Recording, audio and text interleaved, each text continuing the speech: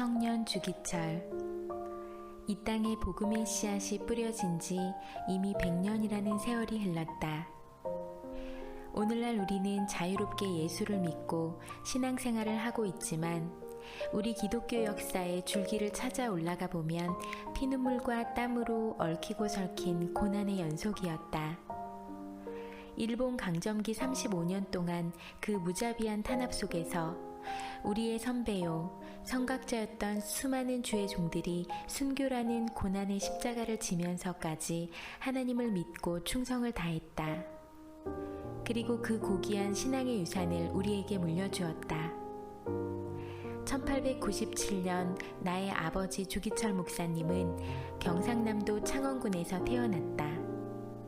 웅천 보통학교를 졸업하고 1,500리나 멀리 떨어져 있는 평안북도 오산중학교에 진학을 했다. 그 오산학교에서 청년 주기철은 오산학교의 설립자인 남강 이승훈 선생님과 고당 조만식 장로님으로부터 나라사랑과 민족정신에 대한 철저한 교육을 받았다. 당시 오산학교 교장이시던 고당 조만식 장로님과 청년 주기철의 만남은 훗날 주기철 목사님이 평양 산정항교회에 가서 순교할 수밖에 없는 인연을 맺게 해주었던 하나님의 섭리였다고 생각된다. 오산학교를 졸업한 주기철은 연희 전문학교 상과에 진학했다. 이는 성각자요 민족주의자인 스승들의 영향을 크게 받았기 때문이었다. 그런데 하나님의 섭리는 묘하게 작용하였다. 어렸을 때 알았던 안질 때문에 도저히 더 책을 읽거나 공부를 계속할 수 없었다.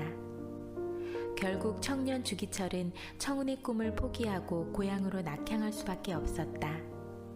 그런데 낙향한 주기철에게는 전혀 다른 길이 하나님으로부터 예비되어 있었다. 금지된 설교. 고향인 웅천교회에서 집사로 봉사하면서 저녁에는 야간학교를 만들어 젊은 청년들을 가르치고 있을 때 마침 3.1운동이 터졌다.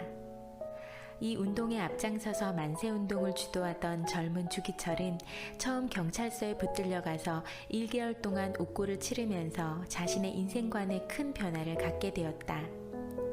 그리고 추록하자마자 마산 문창교회에 있었던 당대의 대부흥사 김익두 목사님의 부흥회에 참석하게 되었다. 여기에서 젊은 주기철은 성령의 감화를 받고 성직에 대한 소명의식을 갖게 되었다. 눈병이 다 나은 뒤에 평양에 있는 평양신학교에 입학하였다. 3년 뒤 평양신학교를 졸업한 주 목사님은 부산 초량교회에서 6년, 그리고 곧이어 마산 문창교회에 가서 다시 5년간 시무를 하셨다. 초량교회와 문창교회에서의 시무 11년 동안 이미 주 목사님은 신사참배에 대한 확실한 태도를 밝히면서 신앙을 지키기 위한 투쟁을 시작하셨다. 1928년 당신이 경남노회 부회장으로 계실 때 신사참배 반대 결의안을 경남노회에 정식으로 제출하여 가결되도록 하셨다. 이것이 30대 초반의 젊은 목회자 주 목사님의 일본 제국에 대한 첫 번째 도전이었다. 그는 학교 교회와 이 시대 최후의 보루로서의 한국 교회의 사명이 곧 신사참배 반대 운동임을 깨닫고 그 운동에 앞장서신 것이다. 당연히 일본 경찰은 이런 주 목사님의 거동을 주목하고 감시하기 시작했다. 1935년 5월 주 목사님이 경남노회장으로 재직하실 때였다. 지금 이북에 있는 금강산 온정리의 장로교 목회자들을 위한 수양관이 있었다. 이 수양관에서 전국 250여 명의 목회자들이 참석한 학위 수련회가 개최되었다. 강사로 초빙되었던 주 목사님은 예언자의 권위라는 제목으로 설교를 하셨다. 이 설교의 요지는 다음과 같다. 선지자 예레미야는 자기의 조국 유다가 망하는 것을 보면서 눈물 흘리며 회개하라고 목청이 터지라 외쳐댔건만 오늘의 목사님들은 왜 현세의 권력에 아부만하고 일본의 태평성대를 찬양하며 눈물은커녕 오히려 이 사악한 시대와 어두운 현실에 아첨만 하고 있는가? 새 세례 요한은 동생의 아내와 간통한 헤로당을 그 면전에서 책망하였다. 죽이고 살리는 권한을 한 손에 들고 있는 임금 앞에서 그 죄를 책망하는 세례 요한은 물론 일사가고였고 그 일사가고 연후에 할 말을 다 하였고 그 일사가고 연후에 선지자의 권위가 섰던 것이다. 그런데 오늘날 목사님 여러분들은 강단 앞에서 하고자 하는 말을 왜 못하는가? 몰라서 말을 못하는가? 알고도 모른 채 하는 것인가? 왜 벙어리가 되어 떨고만 있는가? 감시하고 있던 일본 경찰에 의해 주 목사님의 설교는 여기서 중단됐다. 주 목사님은 강단에서 강제로 끌어내려지고 그날 모였던 250여 명의 목회자들도 강제로 해산당하고 말았다.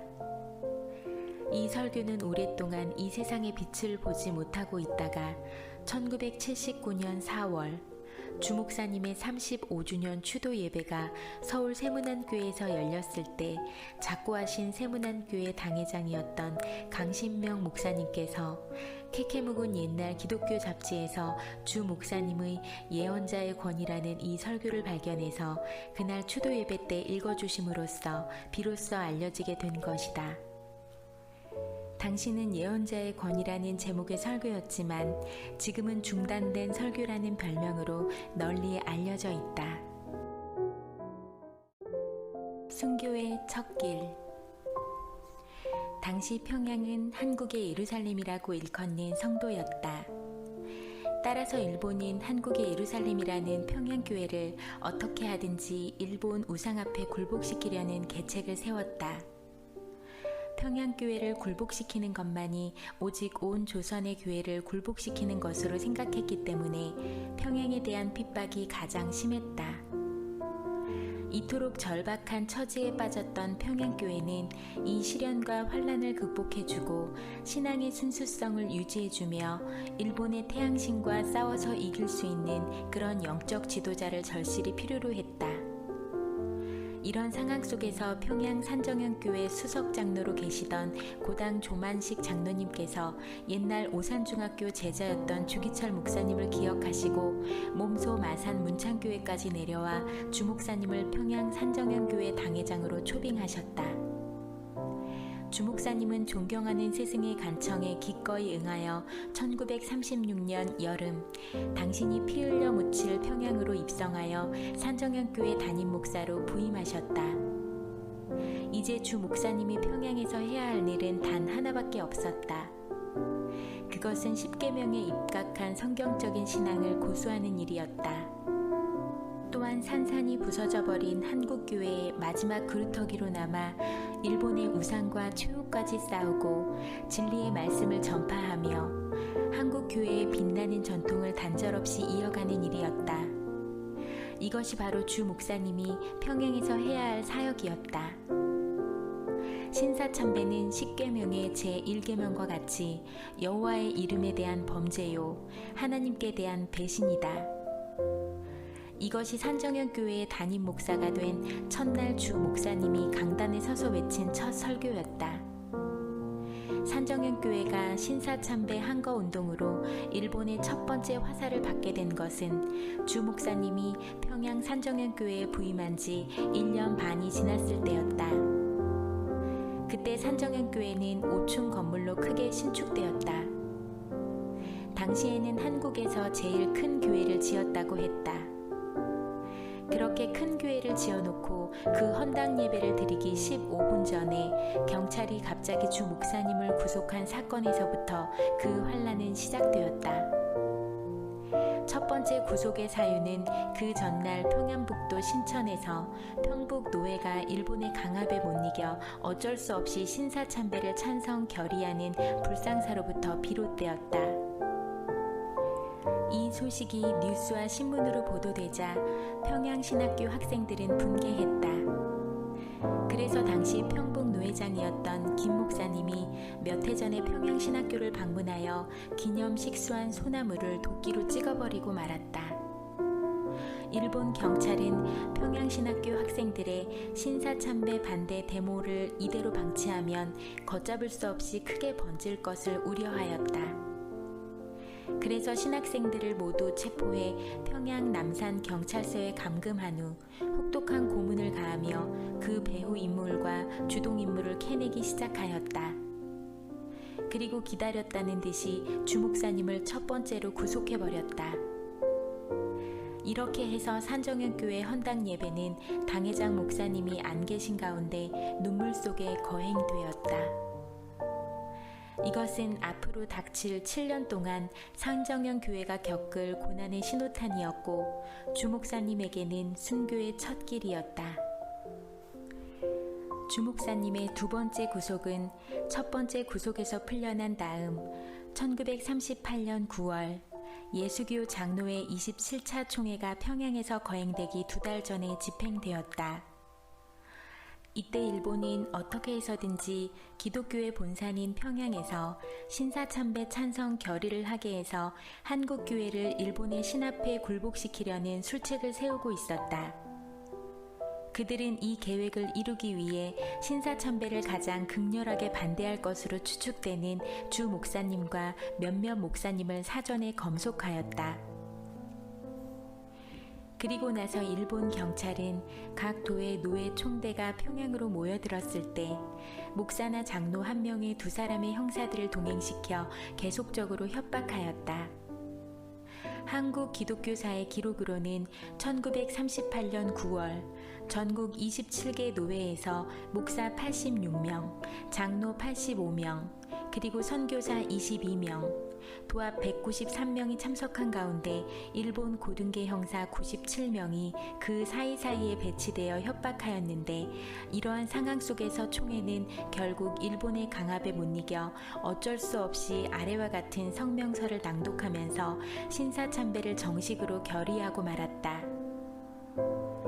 우리들 목사는 신사참배가 종교적인 신앙 문제도 아니요 기독교 교리에 위반되는 것도 아니라고 이해하고 신사참배를 솔선 이행할 뿐만 아니라 더 나아가 국민정신총동원에 참가하여 비상시국하에서 대일본 제국의 황국 시민으로서 충성을 다하기로 맹세합니다. 이렇게 미리 짜여진 성명서를 낭독하고 전국 27개 노회장이었던 목사 27명은 장로회 총회를 대표해서 직접 평양 양신사에 가서 신사참배를 하게 되었다. 어머니의 기도. 이 신사참배 문제로 나의 아버지 주 목사님이 평양 남산 경찰서에 두 번째로 구속되자 어머니 오정모 사모님은 담요 한 장을 똘똘 말아가지고 교회로 가셨다. 강단 바로 밑에 담요를 깔아놓고 아버님이 추록하실 때까지 그곳에서 철야 기도와 금식 기도를 계속하셨다. 장로교 총회에서 신사참배가 찬성 결의되기 전날 밤 어머니는 내일 총회를 위해서 열심히 기도하고 계셨다. 그런데 아마 밤 12시쯤 되었을 때였던 것 같다.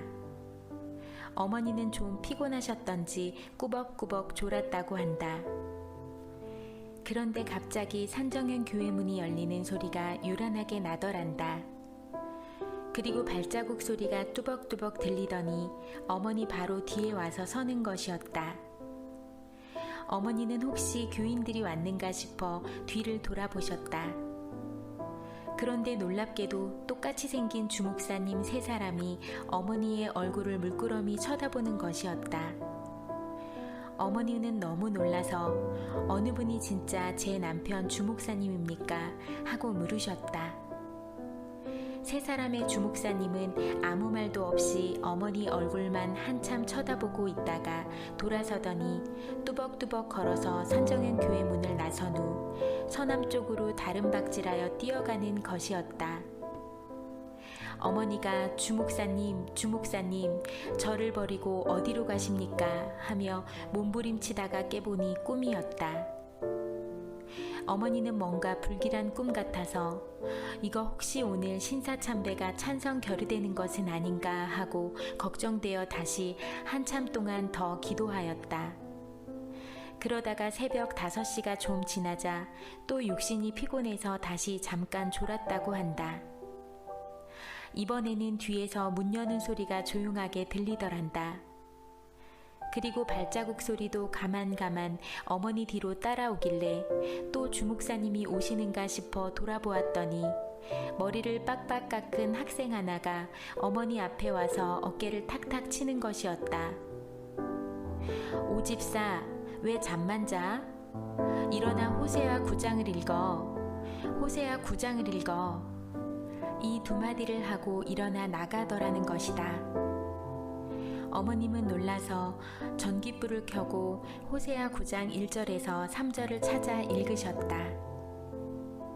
이스라엘아, 너는 이방 사람처럼 기뻐 뛰놀지 말라. 네가 행음하여 내 하나님을 떠나고 각 타작마당에서 음행의 값을 좋아하였느니라. 타작마당이나 술틀이 저희를 기르지 못할 것이며 새 포도주도 떨어질 것이요 저희가 여호와의 땅에 거하지 못하며 에브라임이 애굽으로 다시 가고 아수르에서 더러운 것을 먹을 것이니라.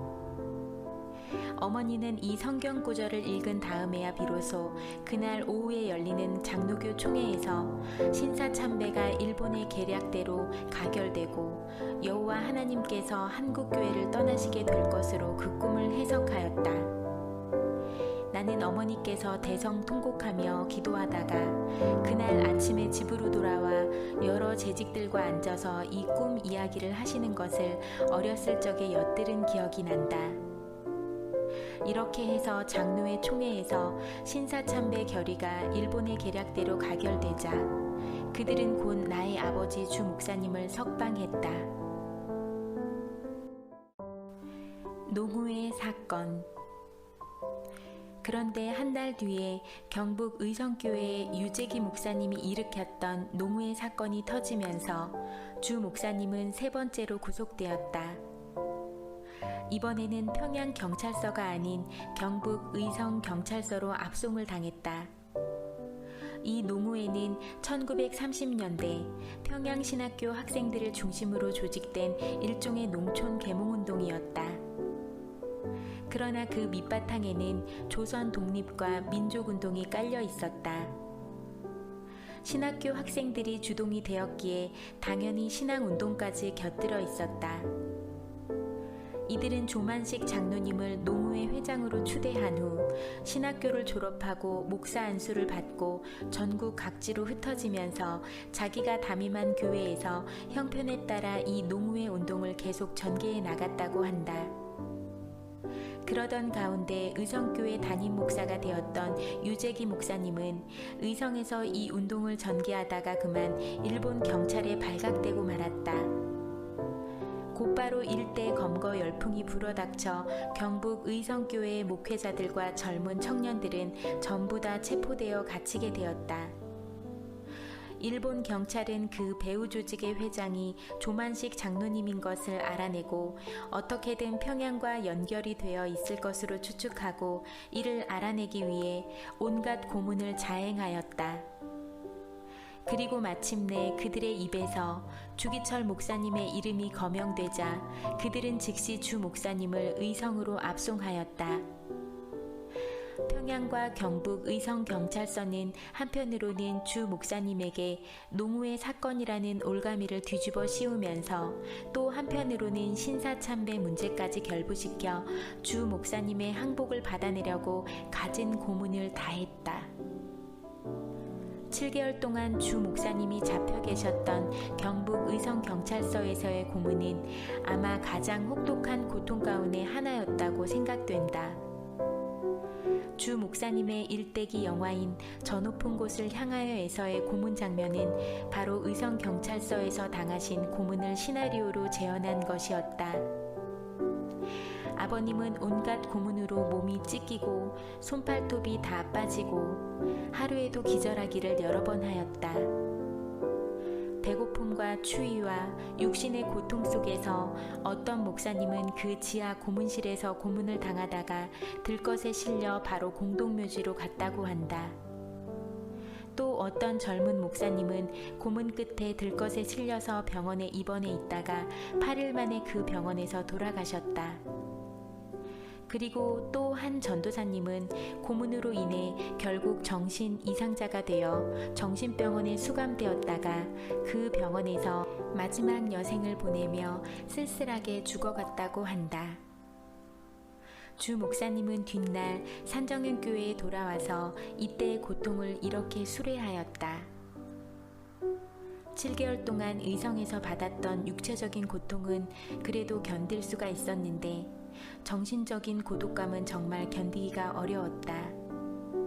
70여 명의 동지가 하루아침에 다 잡혀왔지만 하룻밤 자고 나면 한 동지가 두 손을 번쩍 들고 일본에 항복하곤 했다.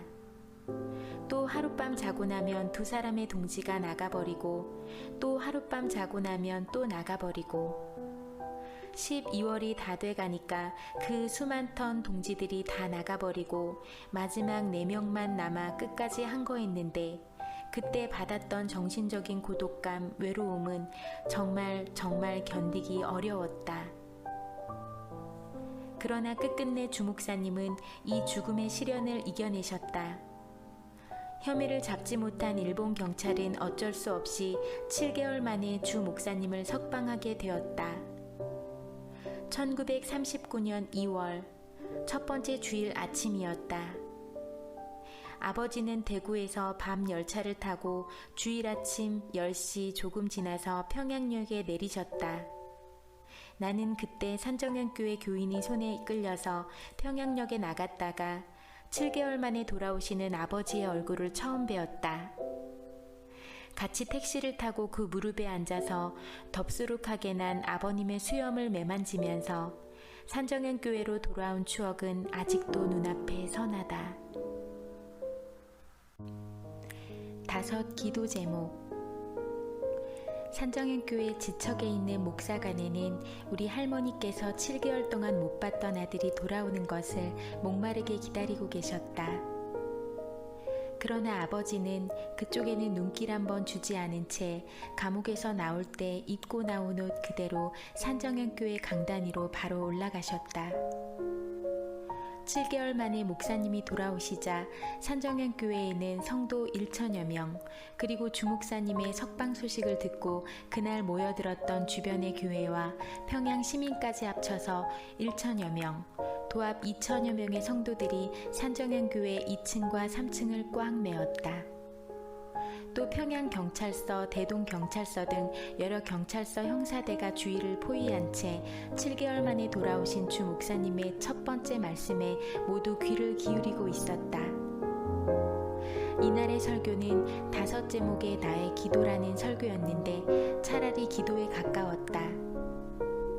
로마서 8장 18절과 23절, 39절의 성경을 인용하신 다음 이 기도가 7개월 동안 의성경찰서에서 늘 기도하던 5가지의 기도 제목이며 동시에 이것은 당신에게 유언과 같은 설교라고 하시면서 다음과 같이 설교하셨다. 첫째, 나의 기도는 죽음의 권세로부터 이기게 하여 주시옵소서입니다. 나는 지금 바양으로 죽음에 직면하고 있습니다. 무릇 생명이 있는 만물이 다 죽음 앞에서 탄식하며 무릇 숨쉬는 인생이 다 죽음 앞에서 떨고 슬퍼만 합니다. 그러나 이 죽음이 무서워 내가 의를 버리고 이 죽음을 면하려고 내 믿음을 버리지 않게 주님 저를 붙들어 주시옵소서. 주님은 나를 위하여 십자가에 달려 죽으셨거늘 어찌 내가 이 죽음이 무섭다고 내 주님을 모른 채 하오리까. 주님을 위하여 10번 죽어도 좋지만 주님을 버리고 내가 100년 1000년 산들 그것이 무슨 삶이리요. 오직 일사가구가 있을 뿐이오니 이 목숨 아끼다 우리 주님 욕되지 않게 사망의 권세에서 나를 이기게 하여 주시옵소서. 둘째, 나의 기도는 장시간의 고난을 이기게 하여 주시옵소서입니다. 한두 번 받는 고난은 혹 이길 수 있으나 오래 끄는 장기간의 고난은 견디기가 참 어렵습니다. 칼로 베고 불로 지지는 형별도 한두 번이라면 당할 수 있겠지만은 1년, 10년 계속되는 오래 끄는 고난이라면 참으로 견디기가 어렵습니다. 그것도 절대 면할 수 없는 형벌이라면 어쩔 수 없이 당해야 하겠지만 내 말 한마디 타협하거나 내 고개 한번 까딱 가면 이 형벌을 면할 수 있다고 생각될 때 그 어느 누구도 넘어지게 마련입니다. 하물며 나 같은 연약한 약졸이야 이루 말해 무엇하리요. 다만 내 주님만 의지하오니 나를 붙들어 주시옵소서. 이제 받는 고난은 오래가야 70생이요 장차 받을 영광은 주님과 더불어 영생불사의 몸이 될 것이라. 오직 주님의 십자가만 보고 나아가오니 이 몸을 붙들어 주사 이 환난을 이기게 하여 주시옵소서. 셋째, 나의 기도는 내 어머니와 내 처자를 내 주님께 부탁합니다 입니다. 나에게는 70이 넘은 어머니와 병든 아내와 아들 넷이 있습니다. 어머님을 모셔야 하는 자식으로서의 의무도 지중하고 한 남편과 아비된 책임도 무거워 더욱 괴롭습니다. 이 몸이 남의 발길에 채이고 상할 때 내 어머니는 얼마나 가슴 아파하시겠습니까? 또 내 아내는 병약한 사람으로 일생을 나를 위해 바쳤거늘 나는 남편으로서의 책임을 다하지 못했고 아버지로서의 자식을 키우고 돌보아야 하는 의무마저 저버리고 말았습니다. 짐승도 제 새끼를 사랑할 줄 알거늘 어린 자식 떼어두고 죽음의 길을 가지 아니할 수 없는 이 마음 한없이 괴롭습니다. 자비하신 내 주님께 부탁하오니 인정의 젖줄에 내가 얽매이지 않게 기도합니다. 순교자로서 갖춰야 할 초인적인 용기를 저에게 주시옵소서. 넷째, 나의 기도는 의에 살고 의에 죽게 하시옵소서입니다. 사람이 세상에 태어나면 사람으로서 마땅히 해야 할 의가 있습니다. 백성은 나라에 대한 충절의 의가 있고 여인이라면 남편에 대한 정절의 의가 있고 그리스도인이라면 그리스도인으로서 마땅히 지켜야 할 의가 있습니다. 오직 그리스도의 신부로서 다른 신에게 내 정절을 깨지 않게 하옵소서. 이 몸이 어려서 주 안에서 자랐고 주 앞에 헌신하기로 약속하였습니다. 어떤 환난이나 공고나 핍박이나 기근이나 적신이나 위험이나 칼 앞에서라도 내 주 그리스도와의 사랑을 끊을 수 없으니 오직 의에 살고 의에 죽게 하시옵소서. 다섯째, 나의 마지막 기도는 내 영혼을 내 주님께 부탁합니다 입니다. 옥중에서든 사형장에서든 내 목숨 끊어질 때 내 영혼을 받아주시옵소서. 주님이 지신 십자가를 붙잡고 내가 쓰러질 때 내 영혼을 내 주님께 의탁합니다. 아버지의 나라가 곧 나의 고향이요 아버지의 집이 곧 나의 집입니다. 더러운 땅을 밟던 이 제 발을 씻어서 나로 하여금 하늘나라의 황금길을 걷게 하옵소서. 죄악에 오염된 이 세상에서 나를 온전케 하사 하늘나라의 영광의 존전에 서게 하여 주시옵소서. 내 영혼을 오직 내 주님께 부탁합니다. 아멘. 이날 이미 순교를 각오했던 주 목사님의 이 설교는 2천여 명의 모든 청중들이 울음바다를 이루게 하였다. 그리고 온 교우들에게 믿음과 용기를 더해 주었다. 의성 경찰서에서 석방된 아버지는 6개월 정도 가족과 함께 계실 수 있었다. 내 기억으로는 아버지께서 나와 가장 오래 함께 계셨던 때였다. 산정현 교회의 폐쇄. 그러나 이미 순교를 각오했던 그분은 무너져가는 한국교회와 동료 교역자의 믿음의 배신을 끊임없이 질타하셨다. 그러자 일본 경찰은 주 목사님의 입을 틀어막고 강단에 다시 서지 못하게 하고자 온갖 공작을 자행했다. 산정현 교회의 당회원 장로님들에게 주 목사를 해임 처분할 것을 강요했다. 그 당시 산정현 교회의 수석 장로는 앞에서 밝혔듯이 조만식 장로님이셨다. 그리고 오윤선 장로님이라는 분도 계셨다. 이분은 조 장로님과 호영호재하던 사이로 해방 이후 조 장로님이 평남인민위원회 위원장이 되셨을 때 부위원장이 되셨던 분이다. 또 김동원 장로라는 분도 계셨다. 이분은 이미 독립운동으로 2년이나 옥살이를 하고 나오신 분이다. 이분은 해방 이후에 월남하여 이승만 대통령이 초대 국회의장을 맡았을 때 부의장으로 계시던 분이다. 또 유계준 장로님은 6.25 사변 때 순교하셨는데 그 당시 벌써 평양을 거쳐가는 모든 독립군에게 독립군 자금을 대준다는 소문이 나 있을 정도로 투철한 민족주의자이셨다. 이처럼 평양 산정현교회 장로님들은 모두 당시의 애국주의자요, 민족주의자요, 독립운동가였던 분들이었다. 그런 분들이 주기철 목사님을 중심에 놓고 신사참배 반대운동을 하면서 일본에 항거하셨던 것이다. 그런 장로님들이었기에 아무리 일본 경찰이 강압적으로 주 목사님을 파면하라고 해도 들을 리가 없었다. 일본 경찰은 어쩔 수 없이 제일 약해 보이는 평양 노예로 하여금 주기철 목사님을 파면하게 하기로 계책을 세웠다. 이를 위해서 그들은 주 목사님을 4번째 구속해서 평양 경찰서에 잡아 가두었다. 그해 12월 일본 경찰에 의해 소집된 평양 노예는 강압에 못 이겨 주기철 목사를 산정현교회 담임 목사직에서 파면했다. 또한 당해원 7 장로님들을 정직 처분하고 노예에서 임명한 장 목사를 산정현교회 임시 담임 목사로 임명했다. 그리고 7사람의 수수비원 목사를 두어 산정현교회를 접수하게 하였다. 석 달 뒤 1940년 3월 24일 부활절 주일 아침이었다. 당회장 목사님은 갇혀 있었고 또 7 장로님이 정직 처분되어 교회에 못 나오니까 안수 집사님이 나와 부활절 주일 예배를 인도하고 있었다. 찬송가 204장 내주는 강한 성의요 찬송을 다 같이 부르고 있는데 갑자기 교회 문이 열리면서 일본 형사대가 들어와 교회를 포위했다.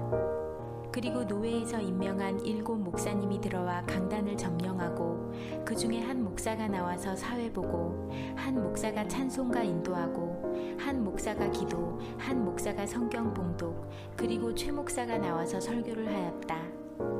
그러나 교인 1천여 명은 양재현 안수 집사님의 인도에 따라 그 예배가 끝날 때까지 1시간 20분 동안 내주는 강한 성의요 찬송을 계속 반복하여 불렀다. 일본 경찰의 명령, 평양 노예의 권위도 산정현교회 성도들에게는 안 통했다. 일본 경찰은 이것을 지켜보다가 더 이상 안 되니까 전부 다 내쫓고 젊은 재직들 20여 명도 전부 경찰서에 잡아 가두어 버렸다. 그리고는 산정현교회에 큰 못을 박아 교회를 완전히 폐쇄 처분하고 말았다.